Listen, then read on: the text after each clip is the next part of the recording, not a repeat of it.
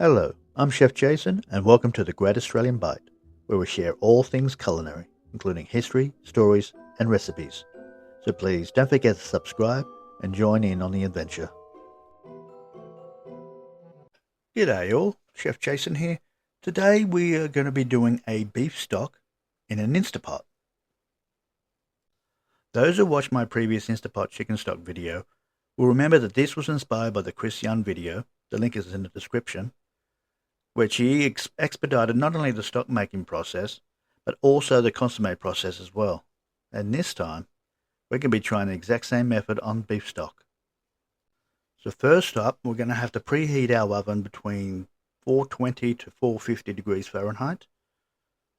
We are now going to be roasting off our beef bones.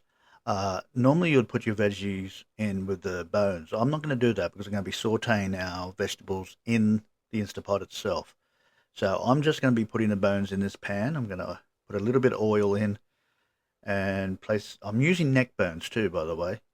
Neck bones have the nice stewy meat on them, so we should get some excellent flavor coming out of that.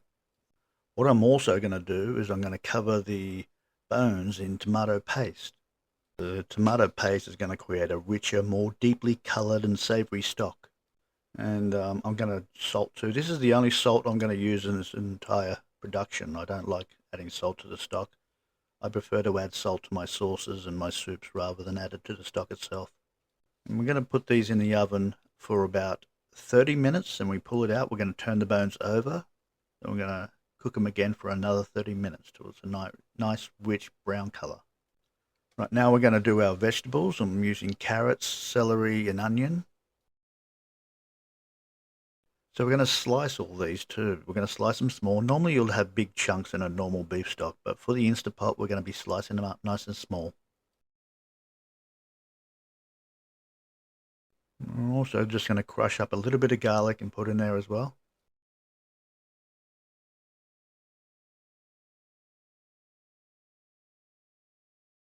And we're going to add our herbs too. So with this I'm going to be using rosemary, sage, and thyme.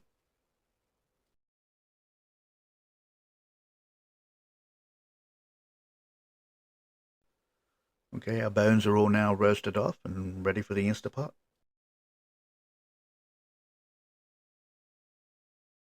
And now I'm going to sweat our vegetables off and try to get a little bit of color in them. I'm going to be using a bit of grapeseed oil as well, but any neutral oil would be good for this. I'm adding the bones in now. Okay, now this part's important. We need to scrape up all this stuff in the pan here. This is all flavor. So with a spoon, I'm actually going to be using my dough scraper to get all this off. But yeah, scrape all this off and put it straight into your Instapot. I'm going to add all our herbs on top. If you want to get this stock going quickly, I advise using boiling water. I'm not at the moment. Our tap water is not great at the moment, so I'm just using bottled water. And when we put this lid on, remember, make sure that little release valve is turned on properly. Okay, make sure it's pushed all the way up so no steam is going to escape. Now, because the beef bones are a lot denser than the chicken ones, we're actually going to be cooking this for 90 minutes now. Okay, the end chime is ringing on the Instapot, but this is very important. Do not take the lid off yet. If you take this lid off now, if you release that steam valve now, all that stock is going to start boiling again and you're going to get a cloudy stock. So that little silver button is now down. It's time to open our lid and see what we got.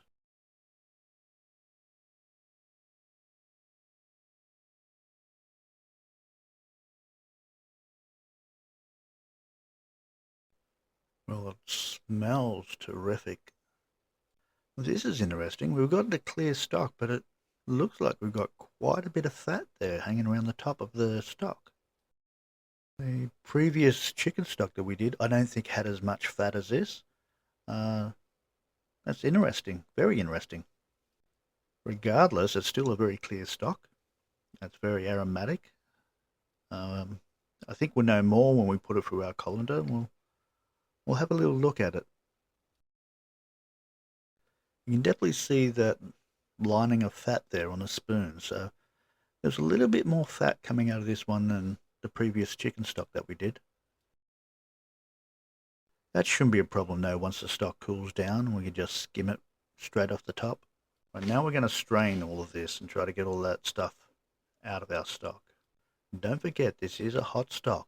You will burn yourself, so be careful. Get a good pair of gloves to do this with. I have been asked in the past, how do you know whether you're doing your stock the old way or this way? How do you know when your stock is done? It's very simple. Get a piece of meat, just a tiny piece of meat, and have a taste of it. If there's no flavor in that meat, that means your stock is done. That means there's no more flavor going into that stock.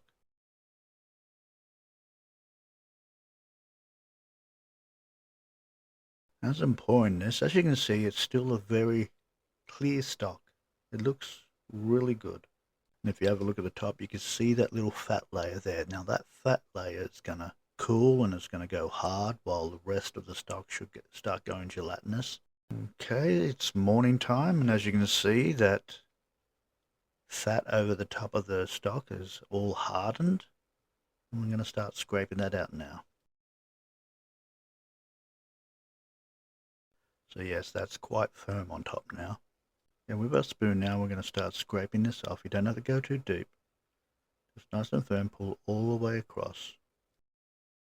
Now we're going to try to do something a little different. Last time we did the consommé, we did it with ice cubes. Now we're going to do it just a little bit different.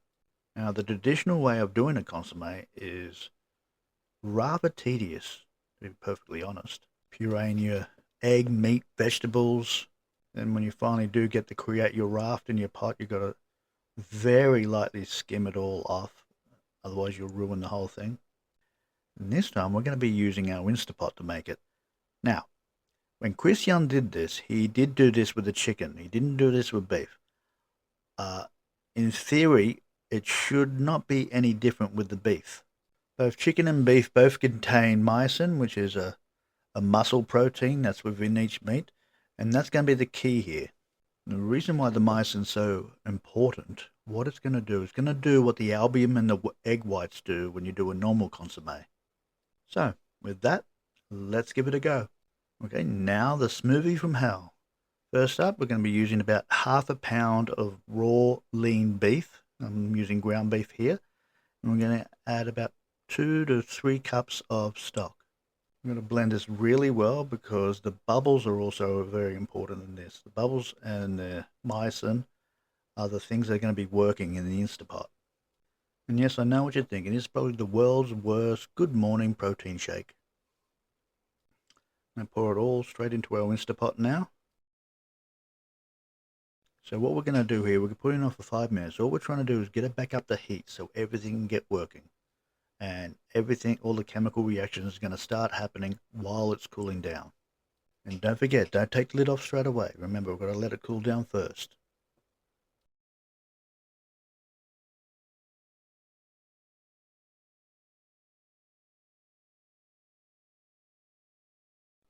Oops, I hope I didn't do any damage to the raft there.